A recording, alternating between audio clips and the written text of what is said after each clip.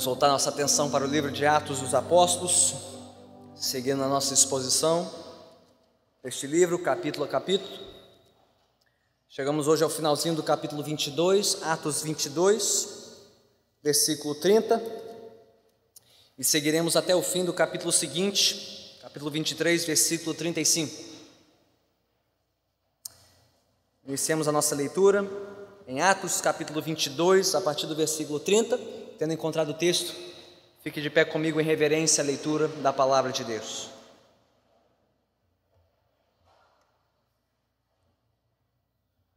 Diz assim a palavra do Senhor, conforme registrado no livro de Atos dos Apóstolos, capítulo 22, a partir do versículo 30. No dia seguinte, visto que o comandante queria descobrir exatamente porque Paulo estava sendo acusado pelos judeus, libertou-o e ordenou que se reunissem os chefes dos sacerdotes e todo o sinédrio. Então, trazendo Paulo, apresentou-o a eles. Paulo, fixando os olhos no sinédrio, disse: Meus irmãos, tenho cumprido o meu dever para com Deus com toda a boa consciência, até o dia de hoje. Diante disso, o sumo sacerdote Ananias deu ordens aos que estavam perto de Paulo para que lhe batessem na boca. Então Paulo lhe disse: Deus te ferirá, parede branqueada. Estás aí sentado para me julgar conforme a lei, mas contra a lei me mandas ferir? Os que estavam perto de Paulo disseram: Você ousa insultar o sumo sacerdote de Deus? Paulo respondeu: Irmãos, eu não sabia que ele era o sumo sacerdote, pois está escrito: Não fale mal de uma autoridade do seu povo. Então Paulo, sabendo que alguns deles eram saduceus e os outros fariseus, bradou no sinédrio: Irmãos, sou fariseu, filho de fariseu. Estou sendo julgado por causa da minha esperança na ressurreição dos mortos. Dizendo isso, surgiu uma violenta discussão entre os fariseus e os saduceus, e a assembleia ficou dividida. Os saduceus dizem que não há ressurreição, nem anjos, nem espíritos, mas os fariseus admitem todas essas coisas. Houve um grande alvoroço, e alguns dos mestres da lei que eram fariseus se levantaram e começaram a discutir intensamente, dizendo: Não encontramos nada de errado neste homem. Quem sabe se algum espírito ou anjo falou com ele? A discussão tornou-se tão violenta que o comandante teve medo que Paulo fosse despedaçado por eles. Então ordenou que as tropas descessem e o retirassem à força do meio deles, levando-o para a fortaleza. Na noite seguinte, o Senhor, pondo-se ao lado dele, disse: Coragem, assim como você testemunhou a meu respeito em Jerusalém, deverá testemunhar também em Roma. Na manhã seguinte, os judeus tramaram uma conspiração e juraram solenemente que não comeriam nem beberiam enquanto não matassem Paulo. Mais de 40 homens estavam envolvidos nessa conspiração, e dirigindo-se aos chefes dos sacerdotes e aos líderes dos judeus, disseram: Juramos solenemente, sob maldição, que não comeremos nada enquanto não matarmos Paulo. Agora, portanto, vocês e o sinédrio peçam ao comandante que o faça comparecer diante de vocês, com o pretexto de obter informações mais exatas sobre o seu caso. Estaremos prontos para matá-lo antes que ele chegue aqui. Entretanto, o sobrinho de Paulo, filho de sua irmã, teve conhecimento dessa conspiração. Foi à fortaleza e contou tudo a Paulo, que, chamando um dos centuriões, disse: Leve este rapaz ao comandante, ele tem algo para lhe dizer. Assim ele o levou ao comandante. Então disse o centurião: Paulo, o prisioneiro, chamou-me, pediu-me que te trouxesse este rapaz, pois ele tem algo para te falar. O comandante tomou o rapaz pela mão, levou-o à parte e perguntou: O que você tem para me dizer? Ele respondeu: Os judeus planejaram pedir-te que apresentes Paulo ao sinédrio amanhã, sob pretexto de buscar informações mais exatas a respeito dele. Não te deixes convencer, pois mais de 40 deles estão preparando uma emboscada contra Paulo. Eles juraram solenemente não comer nem beber enquanto não o matarem. Estão preparados agora, esperando que prometas atender-lhes o pedido. O comandante despediu o rapaz e recomendou-lhe: não diga a ninguém que você me contou isso. Então ele chamou 2 de seus centuriões e ordenou-lhes: preparem um destacamento de 200 soldados, 70 cavaleiros e 200 lanceiros, a fim de irem para Cesareia esta noite, às 9 horas.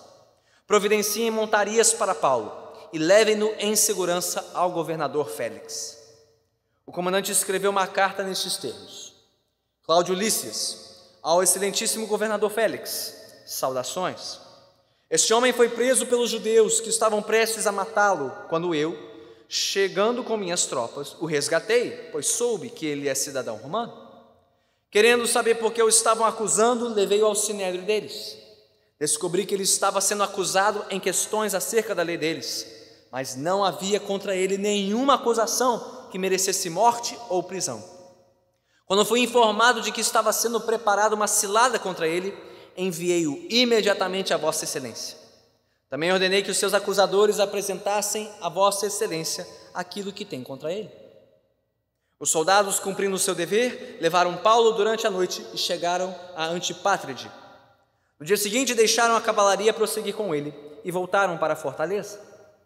Quando a cavalaria chegou a Cesareia, deu a carta ao governador e lhe entregou Paulo.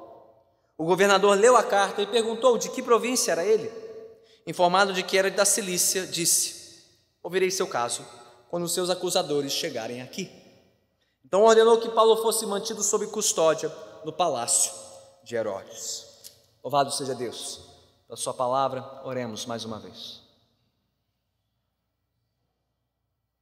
Senhor bendito, assim como tu te mostraste soberano sobre a vida do teu servo Paulo, desvenda os nossos olhos também nesta noite para enxergarmos o teu comando soberano das nossas vidas. Ao olharmos para trás, para a nossa história, à luz da história do teu servo Paulo, que possamos enxergar claramente a tua mão nos conduzindo, nos amparando, nos sustentando, nos protegendo, nos guardando, nos corrigindo. E em tudo, Senhor, nos conformando mais e mais ao teu plano, teu propósito soberano, à tua vontade. Que teu Espírito venha nos convencer novamente dessas verdades hoje. Que saiamos aqui encorajados para viver em plena submissão e dependência do Senhor. Oramos assim em nome de Cristo Jesus. Amém. Podemos sentar.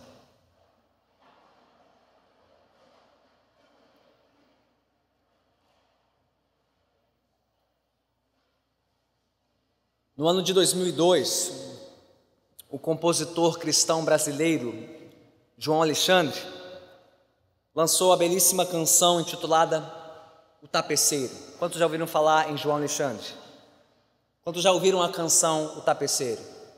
Se você nunca ouviu essa canção, eu te encorajo ainda essa semana, como eu fiz na última semana, a ouvi-la. E quem sabe usá-la como parte das suas devocionais, encorajamento para a sua caminhada. Mas se você nunca ouviu esta canção ou não se lembra da letra, O Tapeceiro, de João Alexandre, ela diz assim, ouça atentamente: tapeceiro, grande artista, vai fazendo o seu trabalho, incansável, paciente no seu tear. Tapeceiro não se engana, sabe o fim desde o começo, traça voltas, 1000 desvios, sem perder o fio.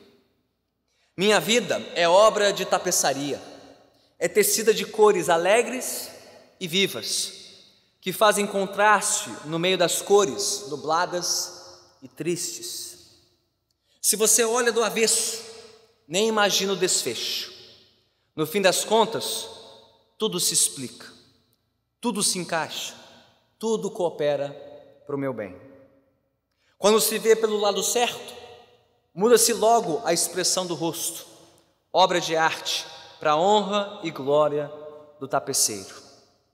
Quando se vê pelo lado certo, todas as cores da minha vida dignificam a Jesus Cristo, o tapeceiro. Quais são as lições bíblicas importantíssimas que João Alexandre registrou e transmitiu para nós na letra da sua canção, O Tapeceiro? Simplesmente existe sim um Deus soberano que tal qual um tapeceiro confecciona com beleza, com arte, com propósito, uma peça de tapeçaria, este Deus soberano rege e conduz a história do seu povo, momento a momento e vida por vida, para um fim proveitoso. E não só nos momentos mais alegres e vivos, mas também nos momentos nublados e tristes. E o que pode ser dito sobre a vida de cada servo de Deus, cada membro do povo de Deus na história, pode ser dito especialmente sobre a vida do servo e apóstolo Paulo, como veremos nesta noite. Ao longo das últimas semanas e meses, ao estudarmos o livro de Atos dos Apóstolos, temos visto a mão soberana de Deus nos momentos alegres e vivos de Paulo em missão.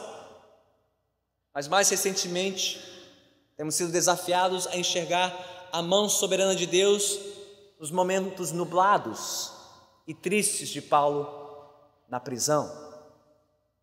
E é sobre 2 momentos destes que nós meditaremos hoje, à luz deste texto que acabamos de ler. Hoje vamos refletir especialmente sobre o cuidado soberano de Deus na vida de Paulo. Primeiro, na sua audiência perante o Sinédrio, capítulo 22, versículo 30, até o capítulo 23, versículo 10. E logo em seguida, no restante do texto, capítulo 23, versículos 11 a 35, veremos a soberania de Deus no livramento de Paulo da conspiração dos judeus contra a sua vida. São os 2 blocos principais dessa passagem, e em ambos vamos ver como Deus cuidou soberanamente do seu servo Paulo. Primeiro, na sua audiência perante o Sinédrio, e em seguida, no seu livramento da conspiração dos judeus. Então mantenha a sua Bíblia aberta, se você a fechou, abra novamente, para meditarmos juntos sobre esta porção da palavra de Deus. Começando pelo primeiro bloco, capítulo 22, versículo 30 em diante. Nós retomamos a narrativa aqui em andamento.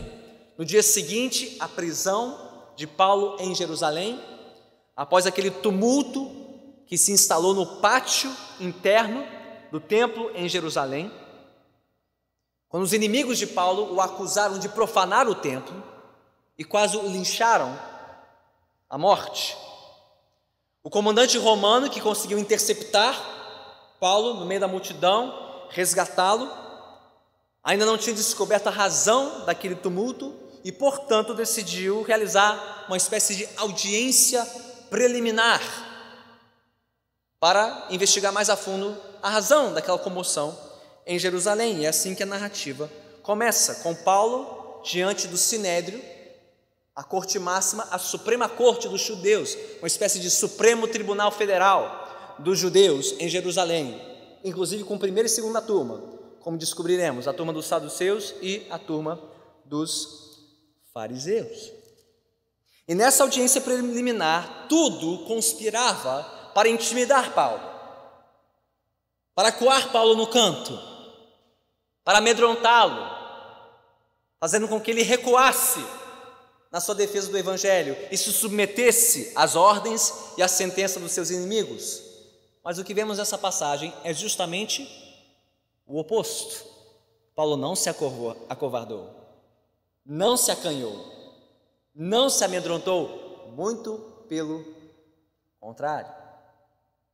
Provavelmente, enquanto aquelas autoridades de Israel fitavam Paulo de maneira ameaçadora, confrontadora, diz o capítulo 23, logo no primeiro versículo, que Paulo não baixou a cabeça, ele não baixou o olhar. O que diz o capítulo 23, versículo 1? Paulo olhou aquela gente toda nos olhos. Diz o texto que Paulo fixou os olhos no Sinédrio, numa postura para lá de corajosa, ousada, quando a sua vida estava em perigo. Encarando o Sinédrio, com os olhos fixos naqueles homens, ele confessou abertamente o quê? Que estava arrependido? Muito pelo contrário, nas palavras dele, versículo 1, capítulo 23, meus irmãos, tenho cumprido meu dever para com Deus com toda boa consciência até o dia de hoje. Paulo não estava arrependido de coisa nenhuma, ele estava convicto da sua missão, convicto da sua mensagem, e não recuaria 1 centímetro sequer, mesmo diante daqueles que ameaçavam a sua vida. Pois bem, diz o versículo seguinte, que o sumo sacerdote que presidia aquela assembleia, um homem chamado Ananias, conhecido na época como um homem arrogante e impiedoso, ele não teve escrúpulos ao ordenar que os mais próximos de Paulo fizessem o quê? Versículo 2, lhe batessem na boca. E por quê? Esse era um gesto simbólico, uma afronta para desmerecer Paulo. Era uma maneira de acusá-lo de mentira, de que ele não tinha servido a Deus de boa consciência, de que ele não estava fazendo a vontade de Deus. Era uma maneira de desmerecer o testemunho de Paulo antes mesmo da audiência começar. De fato. E você acha que isso amedrontou Paulo? Você acha que, até mesmo sendo ferido na face, o fez recuar? Muito pelo contrário, o versículo 3. Ele foi ainda mais ousado, ainda mais corajoso, respondendo o golpe físico com um contragolpe verbal, dizendo o que no versículo 3? Então Paulo lhe disse: Deus te ferirá a parede branqueada. Estás aí sentado para me julgar conforme a lei, mas contra a lei me mandas ferir? Paulo ameaça aqueles homens, roga o juízo de Deus sobre eles, chamando-os de parede branqueada. Mas o que é parede branqueada? Isso não quer dizer nada para mim. Parede branqueada. Bem, no mundo antigo, quando uma parede era falha, irregular, passava-se uma mão de cal branco a fim de esconder as imperfeições, os defeitos da parede, a fim de que ela tivesse uma aparência lisinha, apesar de ser toda irregular. Então, chamar alguém de parede branqueada era chamar alguém de um hipócrita. Parece uma coisa, mas não é. É isso que Paulo está dizendo aqui. Vocês, defensores da lei, agindo contra a lei, em vez de presumir a minha inocência, já estão presumindo a minha culpa e me ferindo. Vocês querem me julgar pela lei, como um traidor da lei, e nem mesmo vocês obedecem à lei nesta assembleia. Bem, você pode imaginar um alvoroço agora, naquele recinto, naquele salão. Paulo insistindo na sua inocência e acusando os seus inimigos de serem culpados perante a lei e chamando o sumo sacerdote até de parede branqueada. O alvoroço não foi pequeno, diz o versículo 4. Os que estavam perto de Paulo disseram: Você ousa insultar o sumo sacerdote de Deus? Então, o versículo seguinte, diante dessa constatação de que Paulo havia ofendido o sumo sacerdote Ananias, aparentemente ele parece recuar por um instante, desculpando-se pelo seu excesso, diante do excesso dos seus acusadores. Afinal, diz Paulo, no versículo 5, citando as Escrituras, a própria lei, Paulo respondeu: Irmãos, eu não sabia que ele era o sumo sacerdote, pois está escrito: Não fale mal de uma autoridade do seu povo. O que pode significar uma de duas coisas. Primeiro, que nem mesmo o erro ou o excesso do sumo sacerdote justificava o excesso de Paulo. Ou, como dizem alguns intérpretes, especialmente Agostinho e Calvino, talvez haja um toque de ironia aqui. Talvez Paulo estivesse dizendo: olha, eu nem imaginava, pelo comportamento desse sujeito, que ele pudesse ser o sumo sacerdote de Israel. Esse está aí para defender a lei? Nem parece, mas, em todo caso, me perdoe, porque eu devo a minha obediência à lei de Deus, mesmo que este homem não seja digno de tal obediência. Bem, qual o princípio que nós vemos aqui em ação, neste momento preliminar da narrativa? Meus irmãos, a Bíblia nos ensina que toda autoridade emana de Deus, ela não emana do povo. E se toda autoridade vem de Deus, é necessário que nós cristãos honremos os que estão em autoridade sobre nós, quer seja na nossa família, quer seja na igreja, quer seja na escola ou na sociedade como um todo, mesmo quando tais autoridades não agem à altura da responsabilidade que Deus lhes deu. Ou seja, mesmo em nossas críticas a essas autoridades, devemos manter o devido respeito a essas pessoas que estão sobre nós. Por quê, pastor? Por temor a Deus, mais do que por temor aos homens. Por mais que você discorde do presidente, ou do governador, ou do prefeito, ou dos seus assessores, ou de quem quer que esteja sobre nós, sobre você, no seu trabalho, onde quer que seja, nós lhes devemos respeito e honra, apesar das suas falhas, por temor a Deus e não por temor aos homens. Mas como a própria postura de Paulo nos mostra aqui, mesmo imbuídos de uma autoridade conferida por Deus, essas autoridades humanas não estão acima de toda crítica. Ou seja, se e quando for necessário, assim como Paulo, nós cristãos temos a liberdade e a responsabilidade de mostrar às autoridades onde eles estão ferindo, descumprindo a missão que Deus lhes deu. Ou seja, devemos ser um povo respeitoso e submisso, mas não um povo que sofre calado diante de injustiças e excessos cometidos por autoridades. Afinal de contas, como Paulo bem colocou logo no versículo 1, a nossa consciência está cativa a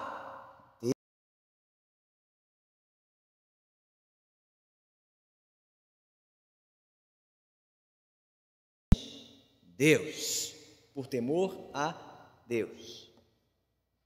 Mas então, será que é prudente confrontar as autoridades que excedem os seus limites, que excedem as suas competências estabelecidas por Deus? E vamos ver o que nos mostra o resto da narrativa. Vamos continuar acompanhando esta audiência preliminar de Paulo. E coloque-se agora no lugar de Paulo e veja que a situação aqui era bastante delicada, aliás, incrivelmente desfavorável para Paulo. Porque quem estava à frente daquela audiência? O sumo sacerdote Ananias, que já se mostrou aqui um homem equilibrado, um homem ponderado, um homem preocupado em cumprir a lei? De forma alguma. Temos aqui um homem mesquinho, irracível, um homem impiedoso, arrogante, que em vez de obedecer o princípio de presunção de inocência, já queria acusar e condenar Paulo antes mesmo da assembleia terminar. E aparentemente ele tinha conseguido mobilizar o sinédrio para encurralar Paulo e garantir uma sentença desfavorável, que resultaria na morte do apóstolo. Por isso, a princípio, parece que a ação seguinte de Paulo, no versículo 6, foi bastante estratégica, eu diria até sagaz. Porque diz o versículo 6, que Paulo sabia que a turma perante ele estava dividida. Havia duas turmas naquele sinédrio: o grupo dos saduceus e o grupo dos fariseus. E se você não sabe, o grupo dos saduceus era o grupo da situação. Eram adeptos de uma teologia liberal e anti-sobrenatural. Eles não criam na ressurreição dos mortos, não criam em anjos, nem em espíritos, criam só na ordem das coisas como elas eram. Por isso quiseram da situação, gostavam da situação, gostavam de viver debaixo da autoridade de Roma e gostavam de estar em conluio com os romanos e por cima da sociedade. Esse era o grupo da situação, os saduceus. Mas tinha o grupo da oposição, os fariseus, adeptos de uma teologia mais conservadora, crentes no sobrenatural, crentes e esperançosos pela ressurreição dos mortos, pela intervenção de Deus na história, por um juízo sobre a terra e especialmente sobre os romanos. E diz o texto no versículo 6 que Paulo sabia da existência desses dois grupos dentro do sinédrio e parece que ele soube usar essa divisão a seu favor, porque ele era adepto da teologia dos fariseus, foi de lá que ele veio. Portanto, ele disse no versículo 6: irmãos, sou fariseu, filho de fariseu, estou sendo julgado por causa da minha esperança na ressurreição dos mortos. E parece que a estratégia deu certo, porque de repente ninguém mais estava preocupado com Paulo. De repente os olhares estavam todos contra Paulo, se voltaram uns contra os outros, e instalou-se uma verdadeira confusão no sinédrio a partir do versículo 7.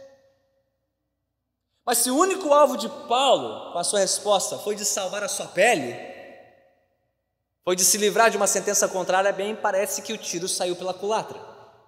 Porque diz o versículo 10 que ele colocou a própria vida em risco. A discussão, versículo 10, tornou-se tão violenta que o comandante teve medo que Paulo fosse despedaçado por eles. E aqui há um tom de ironia de Lucas, mostrando que aquele sinédrio não era nada melhor que aquela multidão no templo. Era a mesma confusão, só com outra aparência. E a ameaça era a mesma contra a vida de Paulo. Então, se a motivação de Paulo foi apenas se livrar, parece que a estratégia dele não foi a mais eficaz. Mas isso nos faz perguntar, será que Paulo tinha outra motivação? Eu creio que sim. Qual foi a real motivação? Ao declarar abertamente a sua confiança na ressurreição dos mortos. É o que tudo indica, o que mais me convence, é que Paulo naquele instante decidiu, por assim dizer, dobrar a aposta. Bem, se eu vou perder, pelo menos eu vou perder vivendo pelo que eu creio, confiando no meu Deus e crendo no meu Senhor Jesus Cristo, aquele a quem Deus ressuscitou dentre os mortos. Então Paulo, por assim dizer, dobrou a aposta, se lançou inteiramente aos cuidados de Deus, confiando em Jesus e declarando abertamente perante o sinédrio a sua confiança na ressurreição dos mortos. E era por isso que ele estava sendo julgado, afinal de contas. E como havia fariseus naquela audiência que criam na ressurreição vindoura, que criam no mundo sobrenatural, bem, Paulo talvez tivesse em mente que esses homens pudessem pelo menos cogitar a possibilidade da posição de Paulo, mesmo que não concordassem com Paulo que Jesus era o Cristo ressurreto dentre os mortos. Se Paulo pudesse pelo menos conseguir algum apoio deles na possibilidade de que Jesus era de fato o Cristo ressurreto, porque eles criam na ressurreição, ele conseguiria assim algum apoio naquela audiência para se livrar de uma sentença de morte. Isso não quer dizer que os fariseus aqui que apoiaram Paulo no versículo 9, de fato concordaram com ele, de que Jesus era o Cristo, de que o Evangelho era verdadeiro, mas eles estavam ao menos convencidos de que era possível que Paulo tivesse ouvido de Deus, talvez por um espírito, um anjo enviado por Deus, para afirmar que havia de fato a ressurreição dentre os mortos. Bem, o que a postura de Paulo no restante desta audiência tem a nos ensinar? Eis a lição. Quer as circunstâncias nos sejam favoráveis ou não, a nossa única e firme esperança continua sendo o Evangelho de Jesus Cristo, crucificado e ressurreto. Meus irmãos, quando o mundo se levanta contra nós,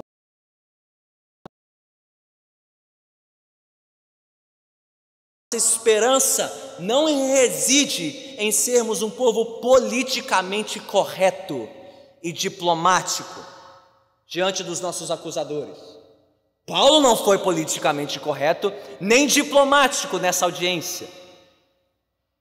A nossa esperança não está em sermos um povo agradável e atraente a todas as formas e correntes de pensamento e de culto.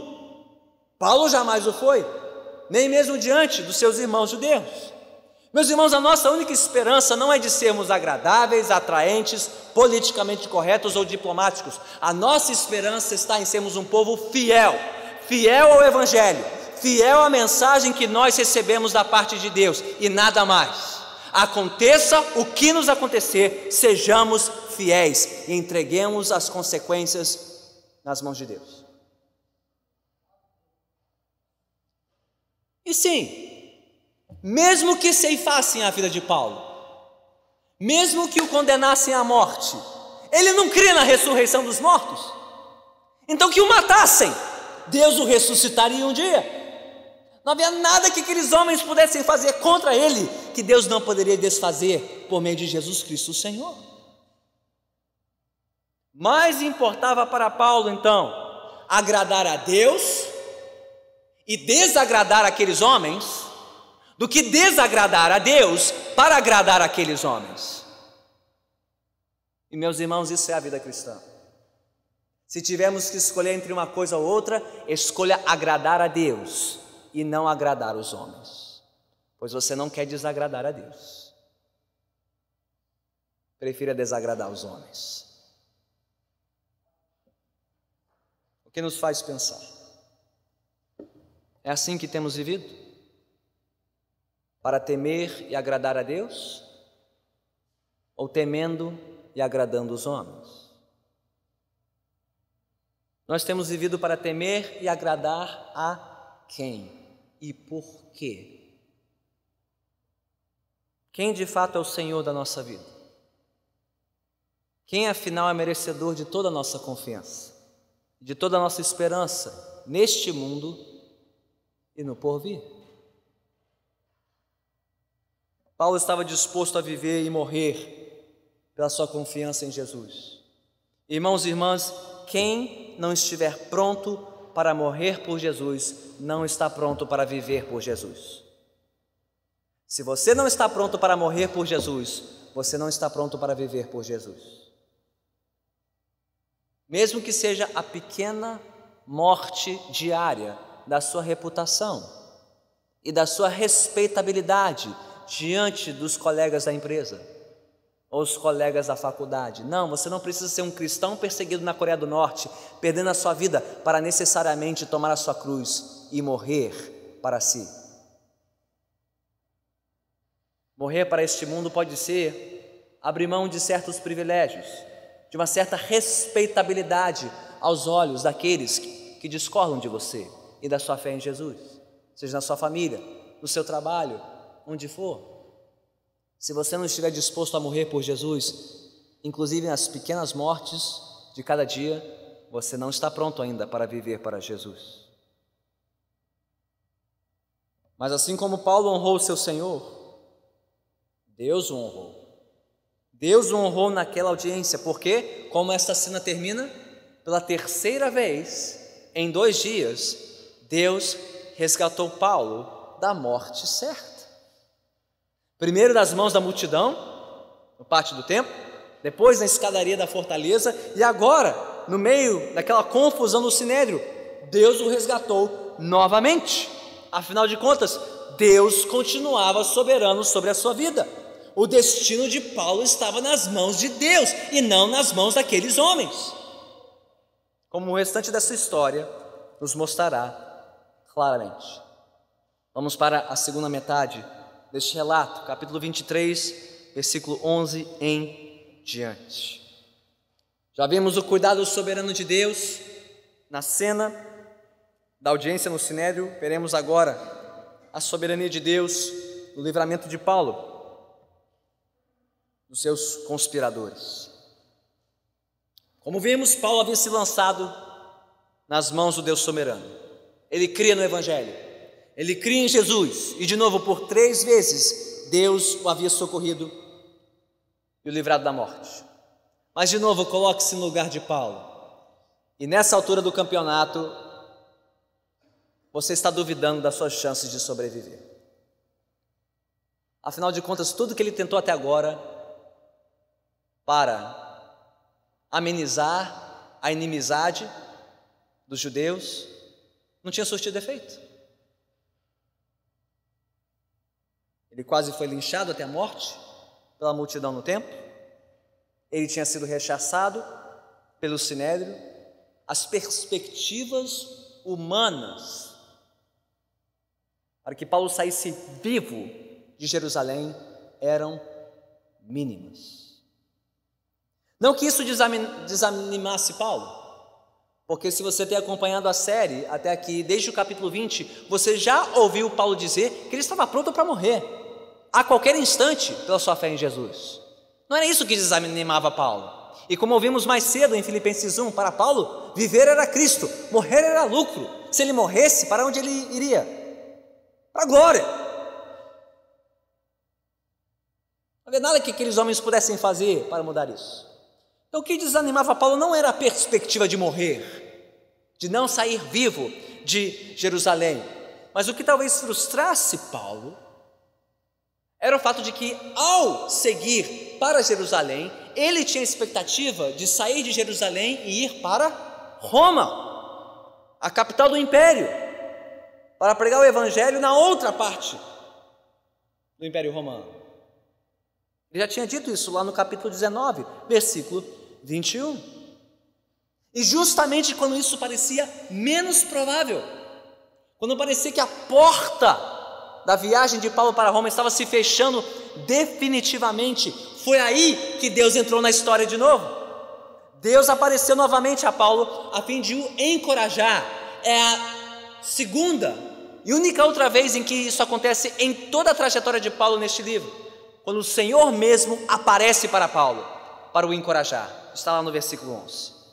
Na noite seguinte, o Senhor, pondo-se ao lado dele, disse: coragem, assim como você testemunhou a meu respeito em Jerusalém, deverá testemunhar também em Roma. Não, os judeus não conseguiriam frustrar os planos de Deus para Paulo, não conseguiriam impedir que ele seguisse para Roma, mas a pergunta é: como? Como Deus faria isso? Será que Deus faria com Paulo o que fez com Pedro, lá no capítulo 12, libertando-o sobrenaturalmente da prisão, para que ele pudesse fugir e seguir viagem para pregar o evangelho em Roma? Ou será que Deus faria algo diferente desta vez? É isso que nos conta o resto da história desta noite, a partir do versículo 12.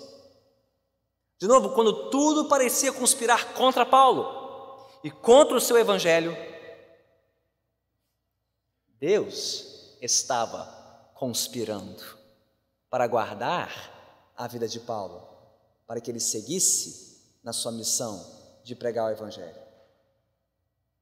Como o resto do texto nos mostra isso, veja comigo em partes. É uma sequência de tirar o fôlego. Começa assim, versículos 12 e 15, com uma conspiração. 40 judeus comprometidos, unidos por um voto de jejum absoluto, em conspiração com os líderes judeus e o próprio Sinédrio para acabar com a vida de Paulo. Parece um plano infalível. Dessa vez, Paulo não escapa. O que eles não sabiam é que enquanto eles estavam conspirando na terra, Deus estava conspirando nos céus. E pasmem, usando a conspiração daqueles judeus a favor de Paulo. Como assim?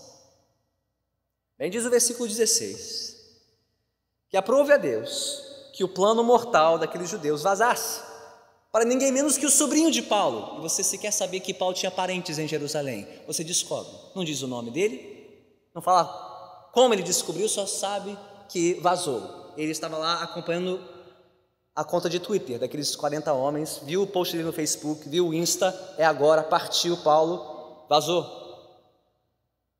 Ele soube. E logo informou o seu tio na prisão, versículo 16, do plano contra a sua vida. Aprove a Deus que o plano vazasse. Aprove a Deus em seguida, nos versículos 17 a 22, que aquele sobrinho conseguisse informar Paulo na prisão. E depois o centurião, e depois o comandante romano. Pasmem, sem que ninguém delatasse o sobrinho, porque se os 40 descobrem, era o sobrinho que seria o assassinado.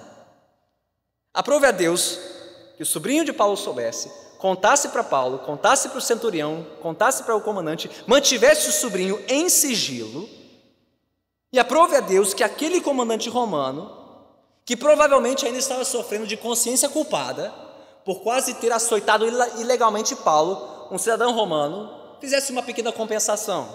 O que ele fez?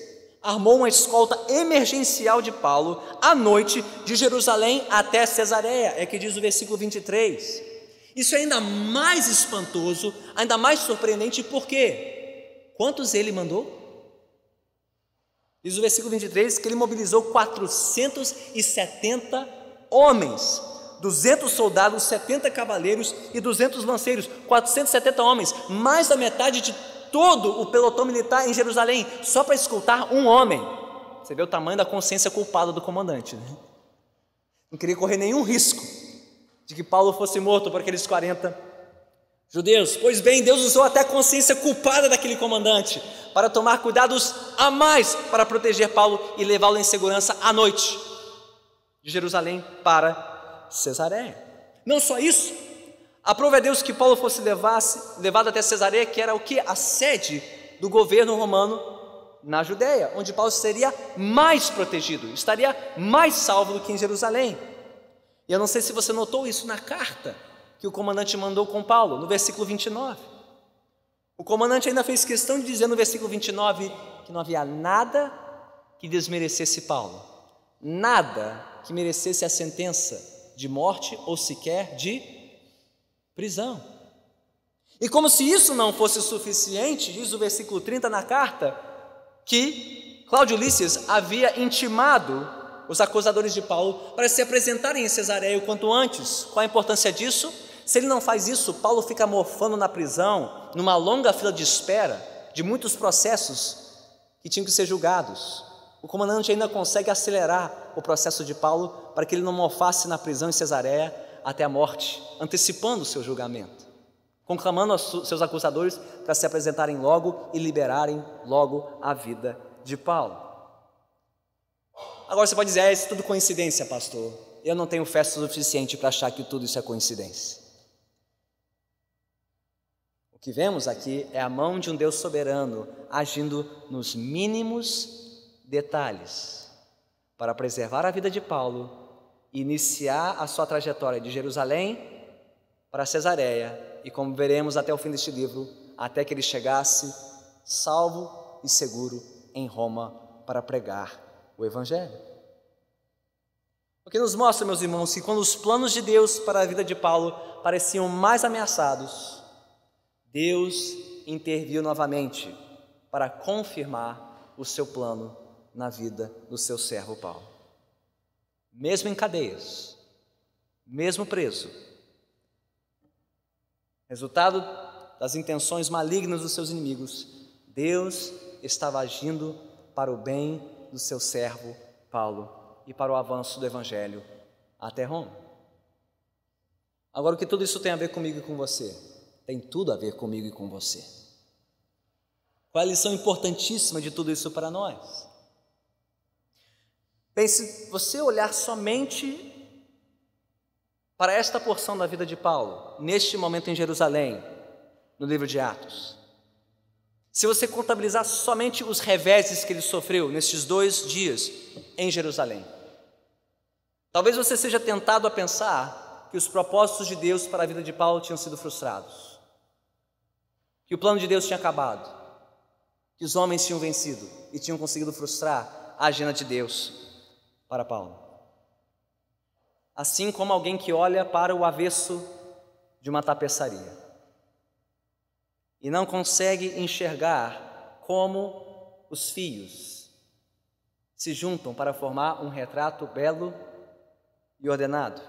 Assim seria o nosso olhar neste momento da vida de Paulo, sem confiarmos na soberania de Deus. Mas quando você vira o tapete, o que se vê?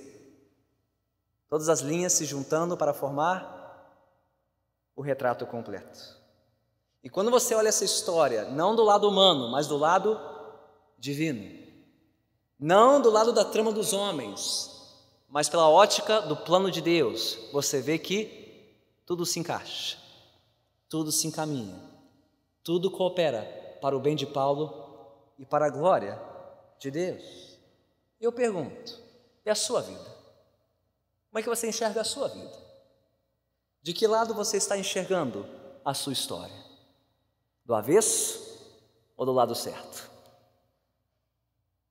Somente pelas circunstâncias desfavoráveis e difíceis desta vida? Ou você está enxergando a vida da ótica da soberania de Deus? Porque um lado não aponta para nada claro, coerente e belo, mas o outro mostra que tudo coopera para o bem do povo de Deus. Você está enxergando a sua vida de que ótica? De que ponto de vista? Apenas do ponto de vista humano ou do ponto de vista da soberania de Deus em todas as coisas e sobre todas as coisas. Entenda bem, crer na soberania de Deus não significa que conseguimos compreender e entender tudo o que o Senhor está fazendo em nossas vidas. Pode ser uma enfermidade física, debilitante, degenerativa. Pode ser uma condição de privação material e financeira. Pode ser uma situação indesejável e desagradável na sua família ou no seu emprego. Pode ser uma mudança, uma transição na vida da nossa igreja local ou da própria nação em que vivemos. Nem sempre conseguimos compreender, enxergar como tudo coopera para um fim proveitoso. Mas a lição é, mesmo quando nós somos incapazes de ver o propósito de Deus, isso não significa que Deus seja incapaz de cumprir os seus propósitos. A nossa incapacidade de enxergar não é uma limitação na capacidade de Deus de executar os seus planos. Não, Paulo talvez não entendesse tudo que estava acontecendo ao seu redor, mas uma coisa ele sabia: Deus estava no trono, Deus está no controle, e agindo Deus, nada impedirá, nada impedirá. De novo, como bem expressou João Alexandre na sua poesia, talvez você ouça agora a letra de uma outra forma, ao final deste episódio na vida de Paulo, e ao olhar para a sua própria vida. Tapeceiro, grande artista, vai fazendo o seu trabalho incansável, paciente no seu tear. Tapeceiro não se engana, sabe o fim desde o começo, traça voltas, 1000 desvios, sem perder o fio. Minha vida é obra de tapeçaria, é tecida de cores alegres e vivas, que fazem contraste no meio das cores nubladas e tristes. Se você olha do avesso, nem imagina o desfecho. No fim das contas, tudo se explica, tudo se encaixa, tudo coopera para o meu bem. Quando se vê pelo lado certo, muda-se logo a expressão do rosto, obra de arte para a honra e glória do tapeceiro. Quando se vê pelo lado certo, todas as cores da minha vida dignificam a Jesus Cristo, o tapeceiro. Então, assim como foi na vida de Paulo, assim é na vida de todo servo de Deus e de toda serva de Deus que vive pela fé nas promessas de Deus e nos planos de Deus. Nem sempre tudo faz sentido, nem sempre tudo se encaixa quando você está olhando do avesso. Mas da ótica da soberania de Deus, tudo se encaixa, tudo se encaminha, tudo coopera para o bem daqueles que amam a Jesus. E você sabe por quê? Porque foi assim com o próprio Senhor Jesus Cristo. Quando os homens tramaram a morte dele, quando os homens conspiraram contra a própria vida do nosso Salvador, diz a palavra de Deus, que Deus mesmo agiu por meio da intenção maligna daqueles homens para cumprir o seu propósito soberano na cruz do Calvário. Nem mesmo a cruz, a pior atrocidade da história humana, foi um desvio de percurso. Deus estava ali operando a nossa salvação na morte do seu Filho no Calvário. E se Deus fez isso com o seu Filho Jesus, há alguma coisa que Ele não possa fazer em nossa vida? Há alguma coisa que fuja do seu controle soberano? Você compreende isso? Você crê nisso? Você crê que Deus é soberano e que Ele faz tudo para o bem do seu povo e para a glória do seu nome? Então descanse nisso, confie nisso, mesmo quando as tramas não parecem se encaixar. Descanse, confie na soberania de Deus. Ele é o tapeceiro, Nós somos a sua tapeçaria. Ele é o grande artista e você é a obra dele. Confie nele, descanse nele, para a glória do Senhor. Oremos.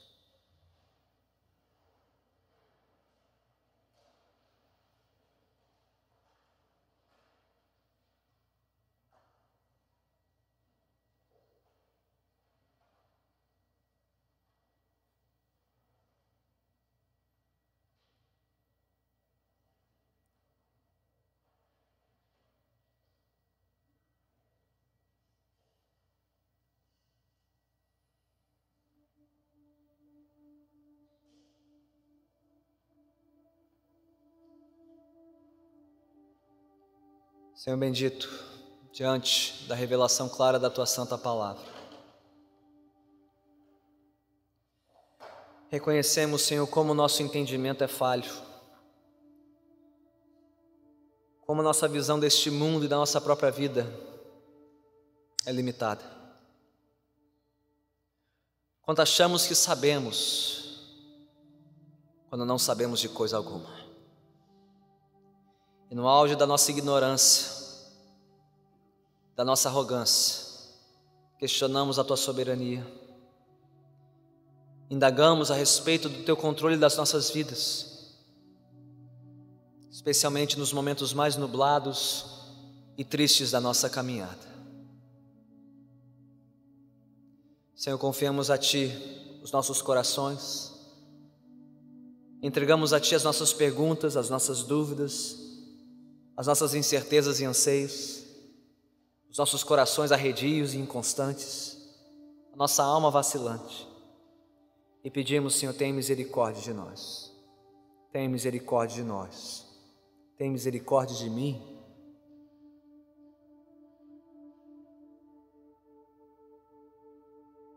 Ó Senhor, quando vierem as tormentas, os ventos contrários, como foi com teu servo Paulo, mesmo sendo fiel a Ti, que nós nos ancoremos em Cristo Jesus, aquele que sofreu toda a oposição deste mundo, mas que foi obediente até a morte e morte de cruz, para que neles tivéssemos vida eterna e uma esperança duradoura. Senhor, que nós não nos entreguemos nem nos rendamos às nossas fraquezas, mas nos apeguemos, Senhor, à Tua força, ao Teu braço soberano, aos Teus planos e propósitos infalíveis. Tu és o tapeceiro e nós somos obra de Tuas mãos. Tu és o Senhor da nossa história. Escreve-a, Senhor, para um bom fim e para o louvor da Tua glória. Ó Senhor, se houver entre nós aqueles que nunca antes enxergaram a sua vida assim, que nunca antes entenderam que não são os autores da sua própria história, mas que são apenas coadjuvantes Teus nessa história, que hoje o Teu Santo Espírito tenha os convencido a pararem de lutar contra Ti, a pararem de lutar contra os Teus planos, para se renderem à Tua vontade soberana. Que o Senhor os tenha convencido dos seus pecados, fazendo com que se rendam a Ti, com fé no Senhor Jesus Cristo, para viverem em submissão ao Senhor a partir de agora. E que em tudo o Senhor nos faça crescer na nossa fé no Senhor, aprendendo a enxergar todas as coisas pela ótica da Tua soberania, tanto os momentos nublados e tristes, como os alegres e vivos também. Entreguemos tudo em Tuas mãos e aprendamos a viver sempre para a honra e glória do nosso Senhor e Salvador Jesus Cristo, em cujo nome oramos todas essas coisas. Todos que assim concordam digam amém.